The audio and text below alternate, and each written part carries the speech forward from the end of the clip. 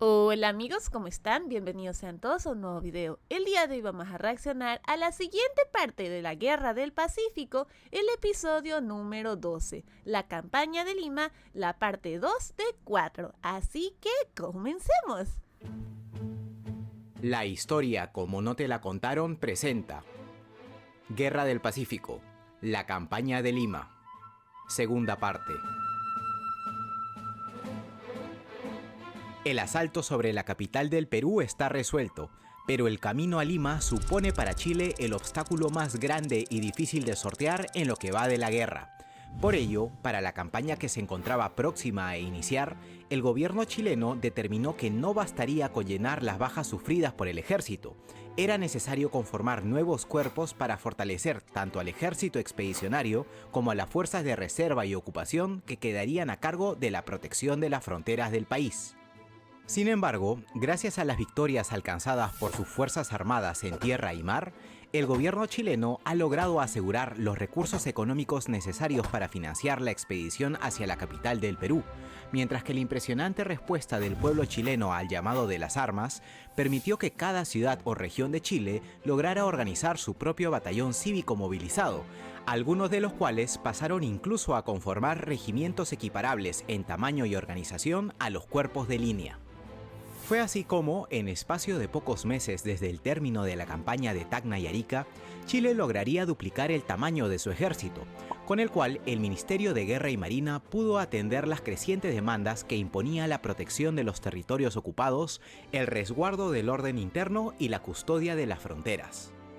Con la retaguardia asegurada, el ministro Vergara centraría su atención en la reorganización del ejército expedicionario del general Baquedano, el cual desde inicios de 1880 constaba ya de divisiones conformadas por elementos de las tres armas. Sin embargo, en la concepción del ministerio, era necesario dotar a estos cuerpos de mayor autonomía y tamaño, así como de jefes que contaran con la plena confianza del gobierno, por lo que el ejército de operaciones pasaría a ser reorganizado, creándose tres divisiones, al mando de los comandantes Villagrán, Sotomayor y Lagos, cada una de las cuales estaba conformada a su vez de dos brigadas de infantería, contando además con sus respectivos regimientos completos de caballería y artillería. Esta reorganización iría acompañada a su vez de diferentes esfuerzos destinados a la estandarización del equipamiento de la tropa, reflejado quizá de manera más visible en la distribución de un nuevo uniforme de campaña, que reemplazaría a los modelos anteriores ya deteriorados por las campañas pasadas. En el plano armamentístico, las fuerzas chilenas mantendrían el equipo estándar que tan buenos resultados les había cosechado en campaña. Así, las tropas de infantería continuarían empleando los excelentes fusibles Comblain belgas y Gras franceses, a los que se les podía calar una bayoneta para el combate cuerpo a cuerpo, mientras que los jinetes chilenos estaban dotados de carabinas Winchester y de sables curvos, arma extremadamente letal durante las cargas de caballería. La artillería completaba las armas del ejército expedicionario, robustecida recientemente gracias a la compra en el exterior de un gran número de los modernos cañones alemanes Krupp, así como de las novísimas ametralladoras Gatling.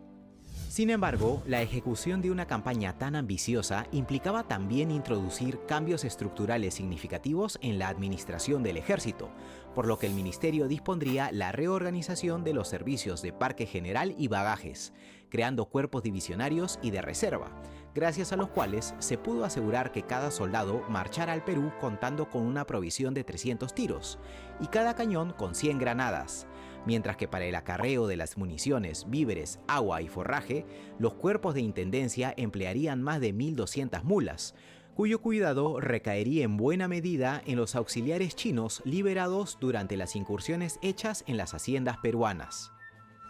Cabe mencionar que la gran mayoría de los cambios introducidos por el ministro Vergara en la organización del ejército, aunque acertados, serían efectuados sin que muchas veces obrara comunicación o consentimiento previo del general Baquedano, quien sin embargo decidiría anteponer el objetivo de la campaña antes que la antipatía personal que sentía por el ministro, por lo que no dudaría en acatar las disposiciones del gobierno, aunque muchas veces considerara que la actuación del ministerio tomara atribuciones ajenas a su cargo. Con los preparativos del ejército en marcha, el 6 de noviembre se llevaría a cabo en Tacna un consejo de guerra para definir el plan de operaciones. A la reunión asistirían tanto representantes del Ministerio de Guerra y Marina como el general en jefe del ejército junto a su Estado Mayor y los jefes divisionarios. Luego de una larga deliberación, el comando chileno sopesó el tremendo esfuerzo que implicaría la movilización conjunta de todo el ejército expedicionario, por lo que se juzgó conveniente que el envío de las tropas para el inicio de la campaña se realizara en 2 secciones. Así, el plan trazado para el ataque sobre Lima dictaba que un grupo de vanguardia del ejército se trasladara primero a Pisco, pequeño poblado ubicado en el vecino departamento de Ica y a 220 kilómetros de la capital del Perú. Aquí debía tocar tierra la primera división del general José Antonio Villagrán, debiendo seguirla lo más pronto posible los hombres de la primera brigada de la segunda división. Estas fuerzas quedarían a cargo de asegurar los poblados aledaños antes de pasar a adoptar posiciones defensivas. En tanto, el resto del ejército debía terminar su alistamiento en Arica y esperar el regreso de los transportes, para inmediatamente zarpar también con dirección al norte, procediendo a realizar un reconocimiento sobre el litoral peruano hasta desembarcar en alguna de las caletas del sur de Lima. Con el grueso del ejército en tierra, las tropas chilenas pasarían a ocupar el Valle del Lurín, definido como el punto de concentración del ejército expedicionario, donde acamparían por algún tiempo en espera del arribo de la vanguardia. Una vez reunido todo el ejército de operaciones, se realizaría el asalto sobre Lima, librándose aquí la batalla final de la guerra contra las fuerzas peruanas, cuya destrucción abriría las puertas a la capital del Perú y alzaría a Chile como vencedor indiscutido de la guerra. Aprobado el plan de operaciones, se volcarían todos los esfuerzos al embarque de las tropas y de los diferentes elementos y animales requeridos para la campaña, debiendo el gobierno recurrir a la compra, arriendo o fletamiento de varios transportes a vapor y vela para cubrir la movilización de la primera división, quedando la vanguardia estratégica embarcada y lista para iniciar operaciones hacia mediados de noviembre. Así, el 15 de noviembre de 1880, zarparía de Arica un gran convoy compuesto de 8 vapores remolcando 7 transportes a vela y protegido por corbetas de escolta, iniciando una lenta navegación hacia las costas del departamento de Ica, la cual se efectuaría sin novedades gracias al completo control naval que ejercía Chile para este momento. El 19 de noviembre, las naves chilenas arribarían a su destino, pero al advertir unidades enemigas apostadas en la costa, las tropas de la primera división recibirían la orden de tocar tierra en la bahía de Paracas, el mismo lugar en el que paradójicamente lo hiciera, 60 años antes, la expedición libertadora chileno-argentina comandada por don José de San Martín. Enseguida, el general Villagrán despacharía a un parlamentario a Pisco para exigir la rendición incondicional de la plaza al coronel Manuel Zamudio, quien se encontraba a la cabeza de una fuerza aproximada de 300 soldados y de un número considerable pero no determinado de guardias nacionales. El jefe peruano, ya advertido del desembarco enemigo, contestaría la intimación chilena con una enérgica negativa, aunque la posterior aproximación de partidas de caballería chilena, soportadas por los fuegos de la Chacabuco y la Pilcomayo, bastarían para que el coronel Zamudio desistiera de su resolución original y retrocediera junto con parte de sus fuerzas con dirección al poblado de Humay, perdiendo desde aquel momento todo contacto con la capital. Al día siguiente, el general Villagrán haría su entrada a Pisco, estableciendo allí su base de operaciones, desde donde serían lanzadas partidas de exploración y merodeo en todas direcciones, asegurando los poblados y haciendas aledaños. Ya para el 23 de noviembre, la brigada del coronel Amunátegui ocuparía sin resistencia la ciudad de Ica, capital del departamento, procediendo a restituir inmediatamente los servicios de telégrafo y ferrocarril entre Pisco y Tacna. 3 días después, serían ocupados los poblados de Chincha Alta, Chincha Baja y Tambo de Mora. Convencido el ministro de Guerra de la ventajosa posición obtenida por la primera división, Vergara regresaría a Pisco y se embarcaría con rumbo a Arica, topándose en su camino con el convoy que transportaba a la brigada del coronel Gana, con lo cual la vanguardia chilena completaría la ocupación de esta rica y fértil región agrícola, que garantizaba el sostenimiento de la tropa en tanto se esperaba el embarque del resto del ejército expedicionario. Mientras tanto, En Lima, las primeras noticias del desembarco chileno hacían comprender finalmente a Nicolás de Piérola del error en que estuvo al suponer que el ataque vendría por el norte, dictando rápidas y urgentes medidas para reorganizar sus fuerzas disponibles y reorientar hacia el sur los dispositivos defensivos de la capital. Conocido ahora el derrotero del ejército chileno en su intención de asaltar Lima, el dictador expediría un decreto mediante el cual se refundía a los ejércitos del norte y del centro en uno solo, llamado Ejército de Línea, conformado de 4 cuerpos, cuyas comandancias quedaron a cargo de los coroneles Miguel Iglesias, Belisario Suárez, Justo Pastor Dávila y Andrés Avelino Cáceres. Sin embargo, haciendo nueva muestra de su limitado conocimiento militar, Piérola decidiría que estos jefes se pusieran a sus órdenes y a las del general Pedro Silva, sin dejar por eso de estar bajo el mando de los comandantes de los ejércitos del norte y del centro, cuyos cargos se conservaron y pasaron a ser honorarios. Como es fácil de suponer, esta original organización daría lugar a numerosas complicaciones de comando. En paralelo, el dictador dispondría el acuartelamiento de la reserva desde el 6 de diciembre, quedando desde aquel momento bajo el mando directo del coronel Juan Martín Echenique, mientras que, en el Callao, el capitán Luis Germán Astete continuaba cumpliendo el cargo de prefecto y comandante general de las baterías, estando a cargo de rechazar cualquier ataque o bombardeo de la escuadra chilena, así como de resguardar los buques remanentes de la escuadra peruana. Sin embargo, el que quizás suponía el mayor problema para el dictador sería el trazado contra el reloj de las nuevas líneas defensivas. Con el ejército chileno avanzando con paso firme, quedó claro el grave error incurrido al erigir fortificaciones tan inmediatas a la ciudad, cuyos trabajos habían sido detenidos cuando dejó de temerse la llegada del enemigo. Entonces, en el desconcierto que imperaba en el Comando Supremo, Piérola decidiría retomar los trabajos de defensa, ordenando la construcción a último minuto de nuevas zanjas y trincheras que permitieran resguardar los diferentes caminos que conectaban el Valle del Lurín con la ciudad de Lima. Así, el nuevo plan de defensa de la capital peruana consideró la construcción de 2 líneas defensivas principales. Para el caso de la primera línea defensiva, el dictador dispuso la ocupación de una línea quebrada del terreno que se extendía por 14 kilómetros sobre las alturas que iban entre las haciendas de Villa y Monterrico, frente a la dirección por donde se juzgó que se presentaría el enemigo. Asimismo, como medio de precaución para contrarrestar posibles rupturas en el dispositivo defensivo, se organizó en la retaguardia una segunda línea ubicada delante del pueblo de Miraflores, donde se esperaba que llegara, en el peor de los casos, solo la mitad de las fuerzas adversarias. La defensa de esta posición, cuya sección principal cubría una distancia algo superior a los 6 kilómetros, quedaría encomendada al ejército de reserva. Si bien el trazado de ambas posiciones defensivas aprovechaba adecuadamente las características del terreno y cubrían de manera suficiente las vías de aproximación hacia la capital, tenían las grandes desventajas de ser poco profundas y contar con una excesiva extensión, condiciones que ocasionaban la dilución de los efectivos destinados a la defensa y las hacían poco sólidas en todos sus puntos.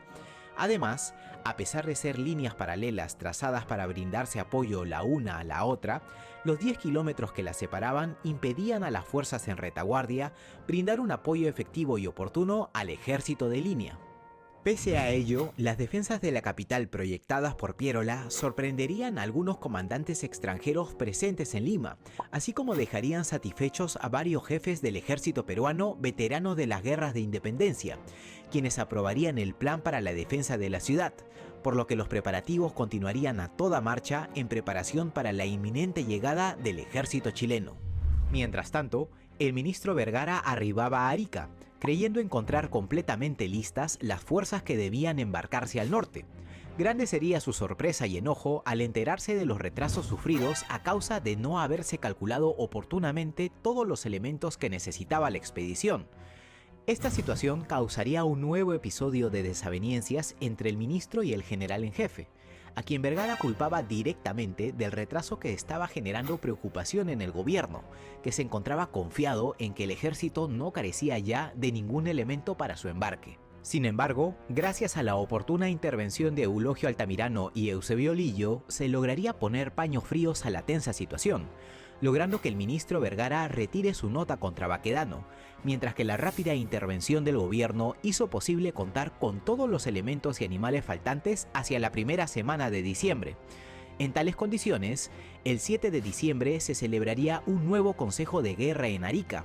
en el cual el general Baquedano expondría su plan de operaciones. Con la vanguardia estratégica ocupando ya el departamento de Ica y a distancia suficiente de Lima como para disuadir a las tropas de Pierola de tentar una marcha por el desierto, es momento de que el grueso del ejército se embarque con rumbo a Chilca, punto elegido para la reunión del ejército. En paralelo, la primera división marcharía por tierra al norte, debiendo ambas secciones coincidir en Chilca el 22 de diciembre, de manera que el desembarco de las tropas se realizara en forma segura. Finalmente, con el ejército reunido, la brigada Gana sería reembarcada en Pisco para dar alcance a las fuerzas que asaltarían la capital del Perú. Expuesto el plan de operaciones, el Consejo de Guerra aprobaría la propuesta de Baquedano, con el único voto en contra del ministro Vergara, quien consideraba que la marcha de Villagrán por tierra significaba renunciar a toda posibilidad de ejecutar el ataque de Lima por el norte, en caso de que el ejército peruano pasara al Valle del Lurín para defender la capital desde dicha posición. Sin embargo, la concepción de Baquedano se impondría por amplia mayoría, procediéndose a despachar comunicaciones a Pisco para informar al general Villagrán de las nuevas órdenes encomendadas a su unidad. Así, el 14 de diciembre el embarque de las tropas quedaría concluido, y un día después un inmenso convoy compuesto de 26 naves zarparía de Arica organizado en 2 filas, con los transportes de vapor conduciendo a remolque a los buques de vela, mientras que la custodia del grupo naval quedaba a cargo del Blanco Encalada, el Cochrane y la O'Higgins. El convoy tocaría Pisco el 19 de diciembre para reembarcar parte de la brigada del coronel Gana, momento en el cual el general Baquedano tomaría conocimiento que sus órdenes no habían sido cumplidas a cabalidad, pues contrario al plan de operaciones, solo la brigada de Patricio Lynch había sido despachada por Villagrán con dirección a Chilca, y 4 días después del plazo fijado, mientras que la brigada de Amunátegui permanecía aún en Tambo de Mora, aludiendo a la falta de cantimploras y de agua suficiente para efectuar una marcha segura por el desierto. Baquedano, hombre severo guiado por la disciplina y el deber, desaprobaría duramente la conducta del general Villagrán, ordenándole contramarchar inmediatamente a Pisco para reembarcar la brigada Amunátegui antes de continuar su rumbo a Chilca en la tarde del 20 de diciembre. Mientras tanto, el capitán Lynch, a la cabeza de la primera brigada de la primera división, continuaba su marcha escalonada siguiendo la ruta que bordeaba la costa, pasando por Herbay y Cañete en la mañana del 20 de diciembre,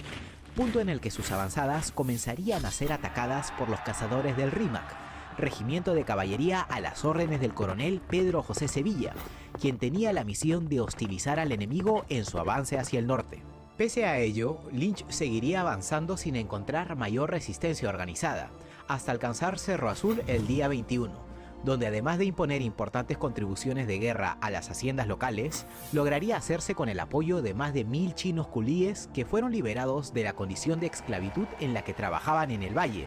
y cuyo auxilio sería especialmente valorado para sortear el camino entre Cerro Azul y Asia, en cuyos arenales los soldados se hundían hasta más arriba del tobillo y las mulas flaqueaban bajo el peso de las cargas. En tanto, el 21 de diciembre también llegaba el convoy chileno a las costas de Chilca, sin divisar enemigos, pero tampoco a las tropas de avanzada de Lynch, por lo que sería despachado un piquete de cazadores a caballo para enlazar con la columna de vanguardia, mientras que el contraalmirante Galvarino Riveros ejecutaría el reconocimiento de la costa, examinando varias caletas no marcadas en las cartas navales para determinar potenciales puntos de desembarco que permitieran evitarle a la infantería recorrer un trayecto de arena muerta sin agua.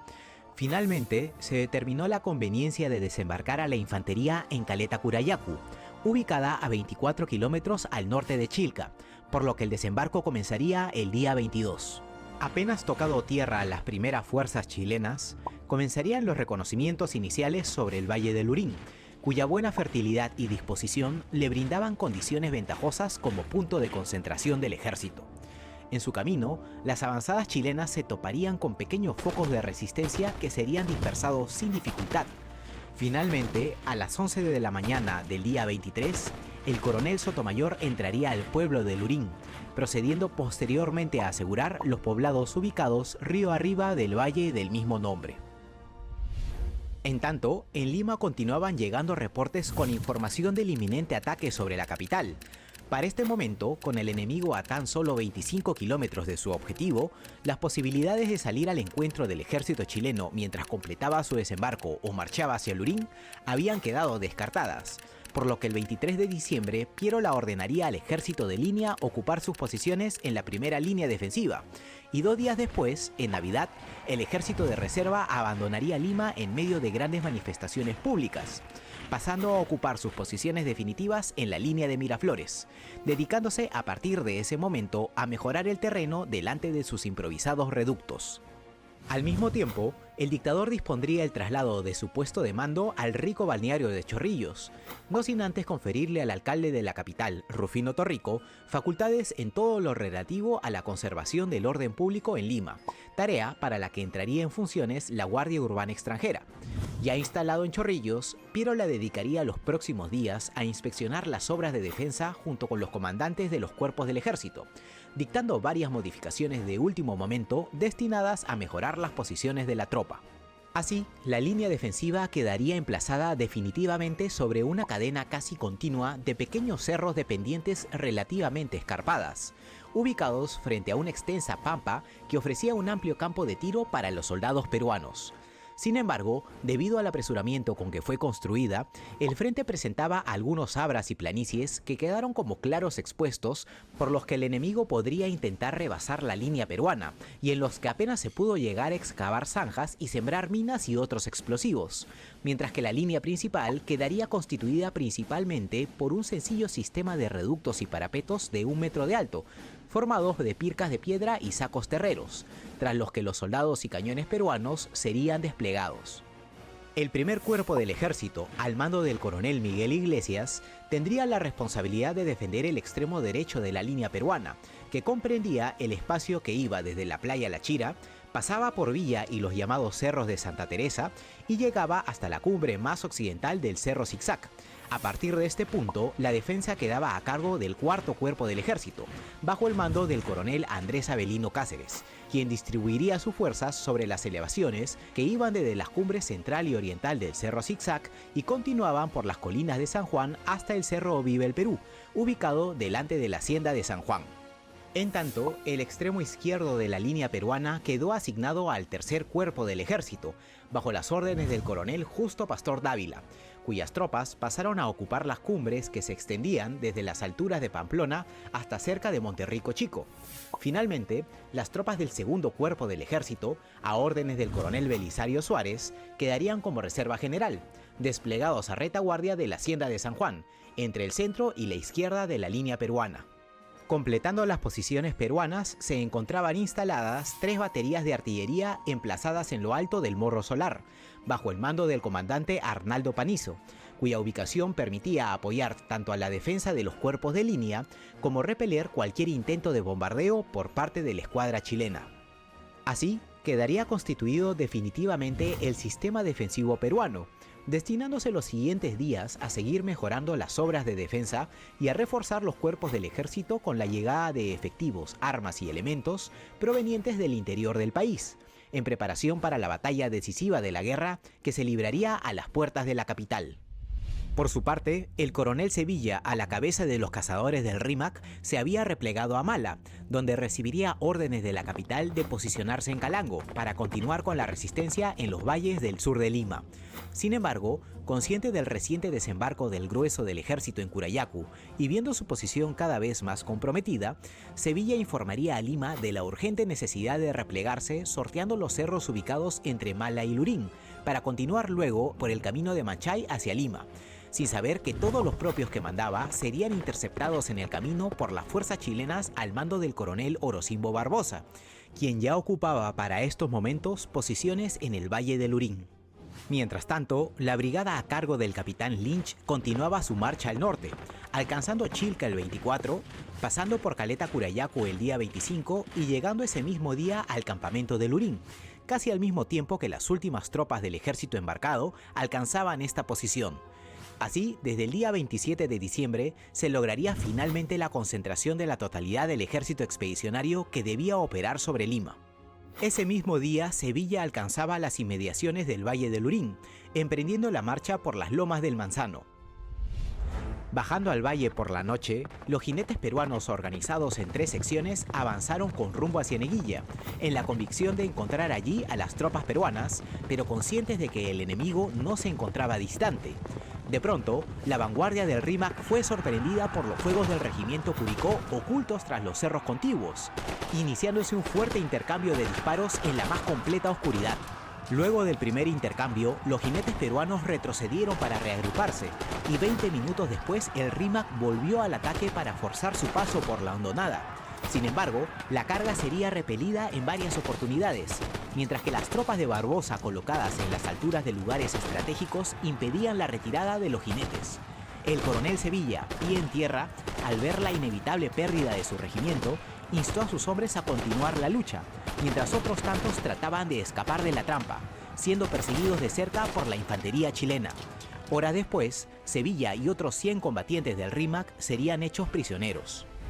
A pesar de sus pequeñas dimensiones, la victoria chilena obtenida en el combate del Manzano permitiría al comando chileno consolidar su control sobre el rico valle de Lurín, privando además al bando peruano de uno de los pocos regimientos montados de los que disponía para la batalla que estaba próxima a librarse. Sin embargo, la principal hazaña alcanzada por Chile sería sin duda el despliegue organizado y en perfecta disciplina de su ejército, que en espacio de poco más de un mes le permitiría no solo retomar la ofensiva, sino también consolidar sus fuerzas a pocos kilómetros de Lima sin haber sufrido bajas de consideración en su marcha a través del duro desierto costero, quedando sólidamente establecido en el eje entre Lurín y Curayacu para finales de diciembre, en espera de la llegada de los últimos elementos requeridos para el asalto final. Así, con las fuerzas de ambos bandos a distancia visual la una de la otra, quedaría decidido que el enfrentamiento más grande y decisivo de la guerra se libraría a las puertas de la capital del Perú. La batalla por el control de Chorrillos y San Juan estaba a punto de comenzar. Muchas gracias por ver el 12º episodio de nuestro documental dedicado a la Guerra del Pacífico. Dios mío, amigos, ya llegamos al final de otro episodio, nuevamente con bastante emoción, bastante buena narrativa, por supuesto, y acompañándonos una estrategia espectacular. Como siempre, Chile demostrando su inteligencia militar, su capacidad, sus grandes soldados, definitivamente, porque esto es un trabajo de equipo, es un trabajo de mucho esfuerzo. Qué gusto me da justamente poder seguir viendo y aprendiendo, ¿no?, de la historia, justamente cómo se fue dando, cómo fueron poco a poco ya abriéndose paso hacia Lima. Me parece una historia bastante importante, por supuesto, pero también me parece súper interesante, ¿no? Realmente cómo lograron irse acoplando perfectamente para avanzar, ¿no? ¿Verdad? O sea, incluso cuando, debo decir, llegó un momento en el que viendo todo el frente de Perú, todo el frente de Lima, dije, ok, esto se va a poner difícil. Dije yo, esto va a estar complicado, pero nuevamente Chile demostrando, justamente como les digo, es esa estrategia, ¿no? Que siento que es tan importante, ¿no? O sea, es bastante interesante porque uno se pone a pensar, ¿no? O sea, ¿cómo puedes hacer para analizar todo tan bien, o sea, porque es mucho análisis, mucho cálculo, mucho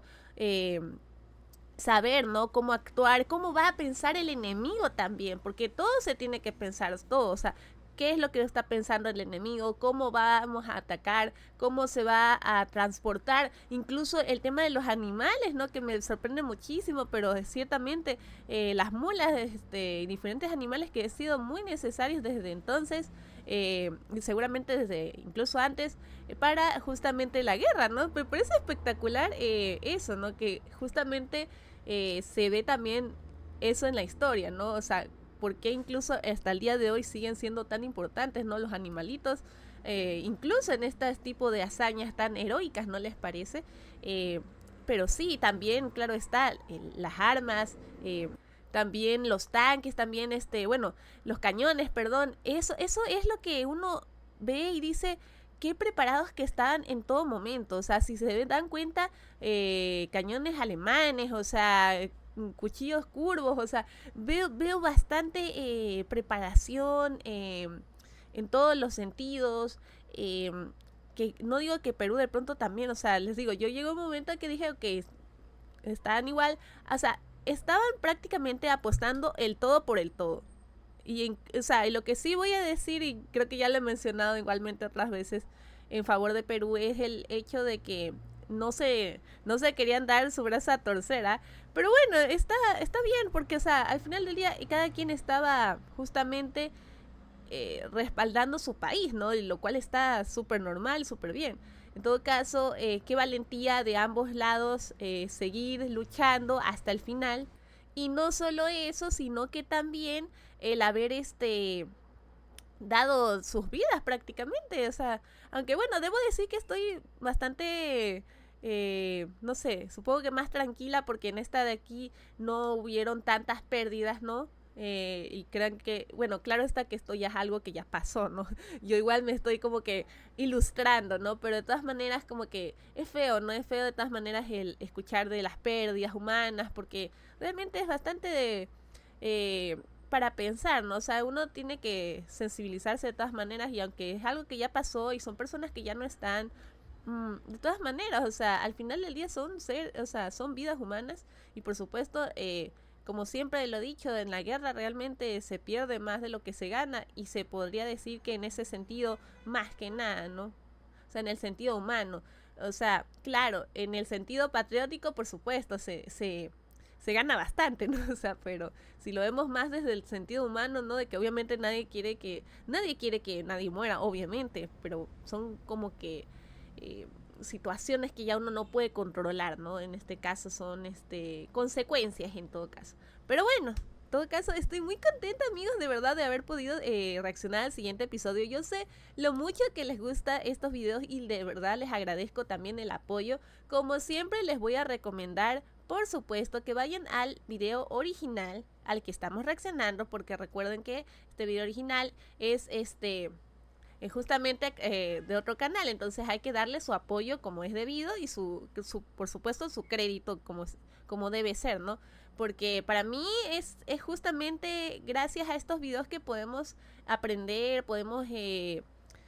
conocer, ¿no? Más allá de lo que sucedió de una manera bastante bonita, bastante gráfica, en el buen sentido de la palabra, ¿no? Y bastante ilustrativa en todo caso. Entonces, eso, amigos, muchas gracias de verdad por acompañarme. No se preocupen que la siguiente parte la voy a seguir grabando enseguida para que se las pueda traer muy pronto, porque estoy muy segura que a todos nos está gustando la historia, entonces vamos a seguir reaccionándola. Así que eso, amigos. Pero bueno, amigos, ya saben, no olviden que si les gustó el video dejen su like, comentario, compartan el video con sus amigos, con sus familiares, con sus seres queridos. Y por supuesto, suscríbanse si no se han suscrito aún. ¿Qué están esperando? Suscríbanse, denle a la campanita para que les avise cada vez que subamos un nuevo video y así puedan estar atentos ni bien se suba una siguiente parte de esta muy increíble serie. Por supuesto, también me pueden acompañar y seguir en todas mis redes sociales. Estoy como Ana Gaby Star. Estaría más que contenta de poder recibirlos. Por supuesto, también en mi canal personal de YouTube, que asimismo se llama Ana Gaby Star. Pero como ya saben, de todas maneras estaré comentándoles por aquí abajito para poder también comentar junto con ustedes este nuevo episodio. Bastante bueno, bastante entretenido e ilustrativo. Pero bueno, muchísimas gracias y nos vemos en una siguiente reacción.